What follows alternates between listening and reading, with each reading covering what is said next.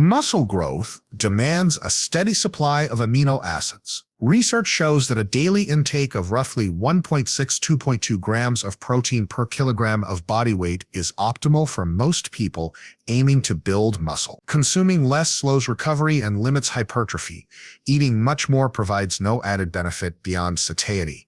When people ask how much protein they really need to build muscle, they usually expect a quick answer, something like just hit a big number and you're fine. But the reality is that your daily protein requirement isn't a random guess. It's the result of decades of research on how our bodies actually build new tissue. When you lift weights, you create microscopic damage in muscle fibers. That's not a bad thing. It's the stimulus that tells your body, hey, we need to be stronger next time. To repair and reinforce those fibers, your body turns to amino acids, the building blocks of protein. Without enough of them, you simply can't maximize growth, no matter how smart your training plan is. So what's the magic number? Large, well-controlled studies consistently show a sweet spot of roughly 1.6–2.2 grams of protein per kilogram of body weight per day for people who train hard and want to grow. If you weigh 80 kilos, that's somewhere between about 130 and 175 grams per day. Going way below that, say half those numbers, means you'll probably recover slower, adapt less, and struggle to add lean mass even if your workouts are excellent. On the flip side, shooting far beyond 2.2 grams per kilo isn't harmful if your kidneys are healthy, but it doesn't drive more growth either. Past that point, you're mostly just making expensive nitrogen-rich pee. The key is to hit that effective range consistently, not once in a while, but day after day for weeks and months, because muscle building is a long game. People sometimes think they can make up for missed protein by pounding a giant shake after a brutal workout. Unfortunately, muscle doesn't work like a bank account where you can just deposit a double dose later. Muscle protein synthesis, the actual construction of new fibers, has a ceiling. It spikes after a protein-rich meal and then tapers off, even if you pour in more amino acids. That means you can't starve yourself of protein all day and expect one massive dinner to fix it. Regular, moderate doses are what keep the muscle-building machinery running smoothly. Another point that gets overlooked is the interaction between training intensity and protein need. The more challenging your sessions, the more heavy lifting sets close to failure or higher overall volume, the more protein turnover you create. That doesn't mean you have to double your intake when you add an extra set, but it does mean that athletes training 5 or 6 hard sessions a week are sitting comfortably at the upper end of that 1.6–2.2 range, whereas someone doing 3 moderate workouts might live happily closer to the lower end. The principle is simple: more stress, more repair materials required. Now, if you're worried about body composition, remember that protein is also highly satiating and has a higher thermic effect than carbs or fats. In plain language, it keeps you full and costs more calories to digest. So even if your primary goal is to stay lean while gaining muscle, meeting that protein target actually makes it easier, not harder. You're less likely to binge, and your body spends a few more calories just processing those amino acids. Some folks raise the classic kidney health objection. For healthy people with no pre-existing kidney disease, the evidence is overwhelmingly clear. Protein intakes in this optimal muscle building range are safe. Multiple long-term trials show normal kidney function, normal hydration status, and no negative outcomes. The fear comes from mixing up medical advice for people with existing kidney issues with recommendations for athletes or recreational lifters. They're not the same situation. To make this practical, start by figuring out your target in grams, not percentages. Percentages of calories are confusing and shift if you eat more or less total food. Take your body weight in kilograms and multiply by a number between 1.6 and 2.2, depending on how hard and how often you train. Break that daily total across the meals you already eat. You don't need 6 meals if 3 or 4 fit your lifestyle better. Just divide the total evenly enough that each feeding gives you a solid 20–40 grams of protein. That's usually about the amount your body can use to maximally stimulate muscle protein synthesis in a single shot. And finally, consistency beats perfection. You don't need to obsess over hitting the exact gram every single day. If your target is 150 grams, being 140 or 60 is perfectly fine. What matters is the long-term average. Think of it like training. One missed workout doesn't erase a month of effort, and one slightly low-protein day doesn't sabotage your progress.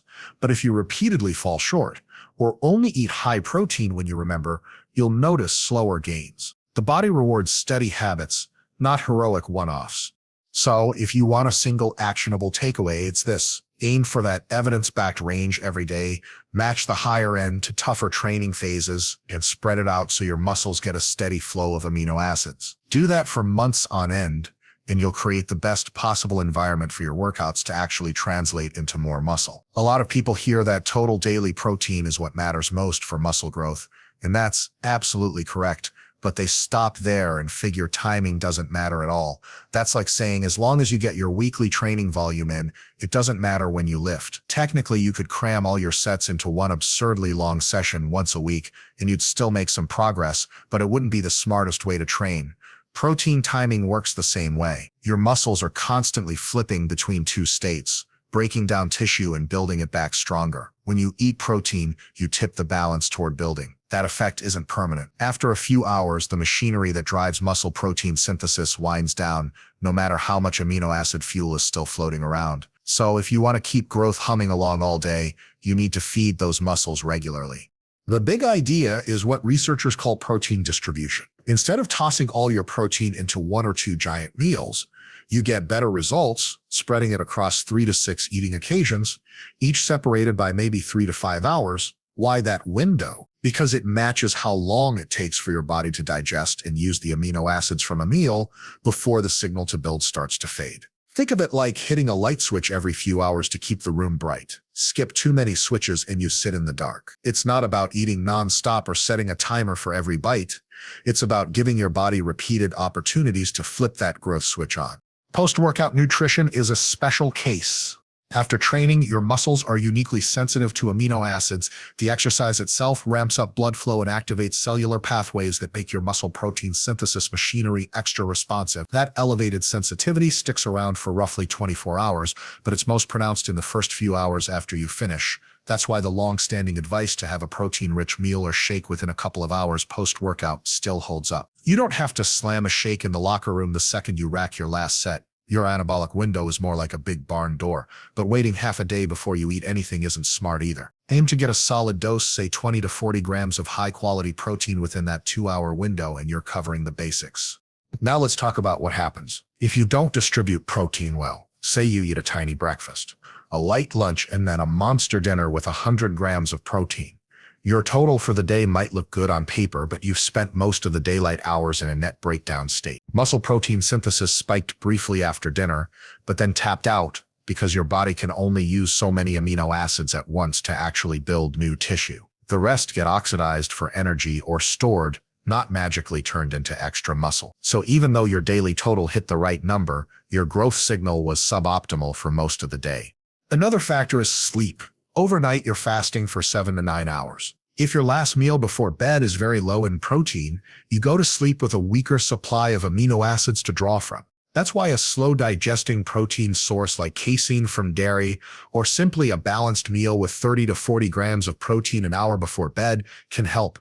It keeps a gentle trickle of amino acids flowing during the night so you don't spend those hours in a purely catabolic state. It's not mandatory, but for serious lifters or people in a calorie deficit, it can provide a small edge. Of course, practicality matters. If you train early in the morning, you might not feel like eating a full breakfast first, and that's fine. You can work out, then have a solid protein meal right after. If you work late and only have time for 3 meals a day, just make sure each one is generous in protein. The key isn't to force a rigid schedule, but to keep the every 3 to 5 hours principle in mind and adjust it to your routine. Consistency beats perfection. Missing a snack once in a while won't erase your gains, but habitually going 8 or 9 hours between significant protein feedings will slow progress over time. One more subtle benefit of spreading protein is appetite control. High-protein meals are filling, so eating them regularly keeps you satisfied and keeps cravings at bay. That makes it easier to maintain the calorie balance you need, whether you're bulking slowly or staying lean without feeling like you're starving. And because each feeding is moderate, you're less likely to end up with heavy digestive discomfort that can come from trying to cram all your daily protein into 1 or 2 sittings. So when you're mapping out your day, think beyond, I need 160 grams of protein.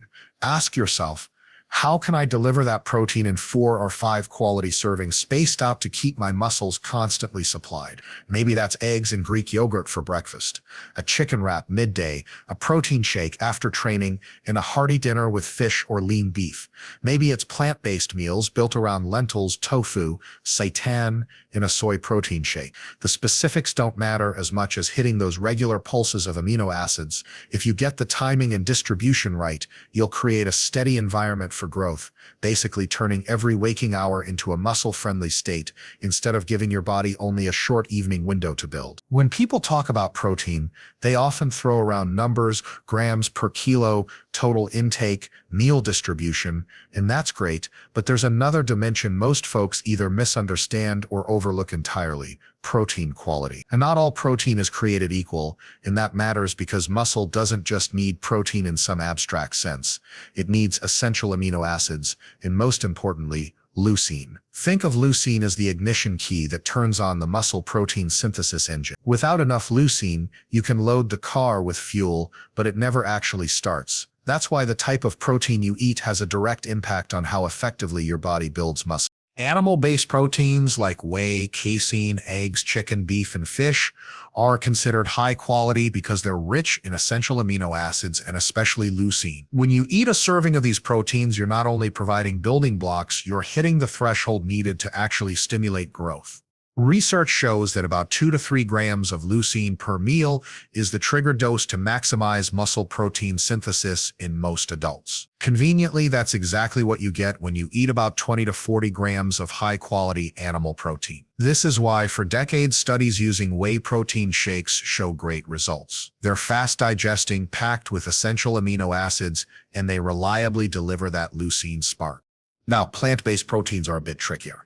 It's not that they don't work, they absolutely can, but many individual plant proteins are lower in essential amino acids and often lower in leucine. For example, wheat protein has a poor amino acid profile for muscle growth compared to soy or pea protein. If someone only eats wheat gluten as their main source, they'll struggle to maximize growth even if their total protein intake looks high. But here's the good news. By combining different plant sources, you can fill in the gaps. Legumes are relatively low in methionine, but high in lysine. Grains are the opposite. Put rice and beans together, and suddenly you've got a complete amino acid profile that rivals animal protein. Soy, lentils, chickpeas, and quinoa are all excellent players in this strategy. And with modern vegan protein powders, blends of pea, rice, and sometimes added leucine, you can easily match the muscle-building potential of whey. Another layer of protein quality is digestibility. High-quality proteins are absorbed efficiently, meaning your body actually gets to use what you eat. Animal proteins score very high on digestibility. Plant proteins vary more, and sometimes the fiber or anti-nutritional factors in plants slightly reduce absorption. This doesn't make them bad, it just means that someone eating exclusively plant protein may benefit from being closer to the higher end of the intake range, like 2.0 to 2.2 grams per kilo, to account for those differences. It's not about obsessing over decimals, it's about stacking the odds in your favor so your muscles always have what they need. There's also the question of variety. Even if you're not vegan, relying exclusively on one source of protein isn't ideal.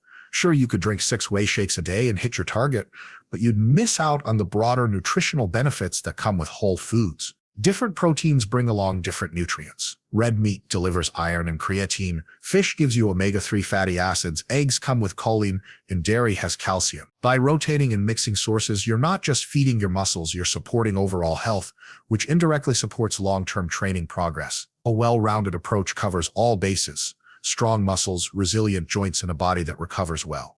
Let's also tackle the myth that protein is protein. Yes, at the molecular level, amino acids are amino acids, but the packaging matters. If you eat a tiny serving of gelatin, technically it's protein, but it's missing key essential amino acids, so it barely contributes to muscle growth. That's why labeling something as 10 grams of protein on a snack bar can be misleading. 10 grams from collagen is not the same as 10 grams from whey. One is basically decorative protein, the other is functional for muscle building. Knowing the difference keeps you from being tricked by marketing. Quality doesn't just apply to food, it applies to supplements too. Whey isolate, casein, and soy isolate are well-researched, effective options. Collagen powders, on the other hand, are not muscle-building proteins. They might help your skin or connective tissue because they're rich in glycine and proline, but they won't move the needle on hypertrophy. If muscle growth is the goal, spend your money on high-leucine, high-EA proteins instead. And while we're on the subject of supplementation, leucine itself can be added to plant meals that fall short. Some vegan athletes sprinkle leucine powder into a smoothie to make sure they hit that trigger threshold. That's a smart and efficient strategy if your diet naturally runs lower in leucine-rich foods. It's not mandatory, but it's a tool worth knowing about. Here's the big picture. Hitting your daily protein target is the foundation, but the effectiveness of that protein depends on its quality. Prioritize complete proteins rich in essential amino acids, especially leucine. Mix your sources for broader nutrition. If you're plant-based, combine foods strategically or use blended protein powders. If you're omnivorous, balance animal and plant proteins for the best of both worlds. Don't fall for the trap of thinking 10 grams is 10 grams without asking where it comes from. When you take quality seriously, you ensure every gram you eat actually pulls its weight in building new muscle. That's how you go from just meeting numbers to actually maximizing results. It's one thing to know the science behind how much protein you need, when to eat it, and what sources give you the best amino acid profile. But none of that matters if you can't make it work day after day in the real world. Building muscle isn't a 2-week sprint. It's a multi-year project. So the final piece of the puzzle is learning how to keep a high-protein lifestyle practical and sustainable, because consistency beats any short burst of perfection. The first step is to look at your schedule and identify when you can reliably fit protein into your day. If you're someone who rushes out the door in the morning, maybe you need grab-and-go options like Greek yogurt, cottage cheese cups, or a protein smoothie you can prep the night before. If you're glued to a desk at lunch, a high-protein wrap or a meal prep container with chicken, tofu, or lentils is your friend. The goal is to reduce friction, make hitting your protein target the path of least resistance. If every meal requires a complex recipe or an extra grocery run, you'll burn out fast. Next, think about taste and variety. Eating chicken breast and broccoli 5 times a day might work for a week or two, but it's a fast track to food boredom. And boredom is the enemy of adherence. Rotate your proteins. Fish one day, lean beef another, eggs or a veggie-based stir-fry the next. Experiment with spices, sauces, and cooking methods so meals feel satisfying rather than like a chore. When food is enjoyable, sticking to the plan becomes almost automatic. Budget matters too. High-quality protein doesn't have to mean expensive steak or designer powders. Canned tuna, frozen fish, bulk dry beans and lentils, and store-brand Greek yogurt are all affordable and protein-dense. Buying in bulk and freezing portions can save money and make it easier to have something on hand when life gets hectic. If you want to use supplements, think of them as convenience items, not magic bullets. A simple whey or soy protein powder is a tool to help you fill gaps, not a replacement for real meals. Don't forget the rest of your diet. Muscle growth thrives on an overall energy surplus, which means you need enough carbohydrates and fats to fuel training and recovery.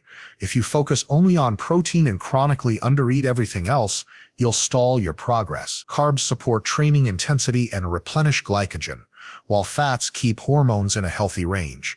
Think of protein as the bricks for your house, but carbs and fats as the workers and equipment that let you actually build.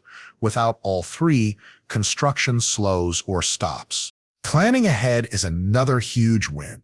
Meal prepping a few staples, cooked chicken, hard-boiled eggs, a pot of chili with beans and lean beef gives you plug-and-play protein options for busy days. Even something as simple as keeping a spare protein bar or a bag of mixed nuts in your gym bag can prevent you from missing a meal when your schedule gets messy. The less you have to scramble, the more consistent you'll be. Social life and travel can trip people up. A weekend trip or dinner out doesn't have to derail you if you use some simple tactics. Check menus ahead of time and pick dishes with a clear protein anchor: grilled fish, lean steak, tofu, or a bean-rich salad. If you're at a party where the main protein is just tiny finger foods, eat a solid protein meal before you go and treat whatever you find there as a bonus, not your main source. Flexibility matters more than rigid rules. One lower protein day won't erase weeks of good habits as long as your long-term average stays solid. Hydration and recovery habits also tie in. High-protein diets can slightly increase fluid needs. In hard training demands plenty of water anyway. Make it easy. Keep a bottle nearby and sip throughout the day. And remember that sleep is when a lot of muscle repair happens. All the protein in the world won't compensate for chronic sleep deprivation. Aim for that 7 to 9 hours so your body can actually put those amino acids to work. Mindset is the final piece. It's easy to get sucked into extremes, thinking you have to hit an exact gram of protein every single day, or that missing a meal ruins everything. The truth is, small fluctuations don't matter. What matters is the average over weeks and months. If your target is 60 grams and you land between 150 and 170 most days, you're doing great. Stressing over every minor miss only makes the lifestyle harder to maintain and adds no benefit.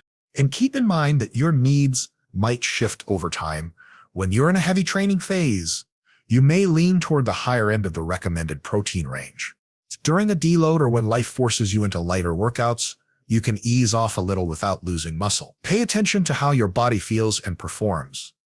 If energy dips, recovery lags, or workouts suffer, adjust accordingly. Sustainability means adapting, not clinging rigidly to one plan forever. At the end of the day, building muscle with a high-protein diet is less about chasing perfection and more about creating a system you can live with. Choose foods you enjoy, plan for busy days, keep your meals balanced, and allow yourself flexibility. Do that consistently, and you'll give your body the steady supply of amino acids it needs while staying sane and satisfied. Over months and years, that kind of real-world consistency is what turns knowledge into lasting muscle growth.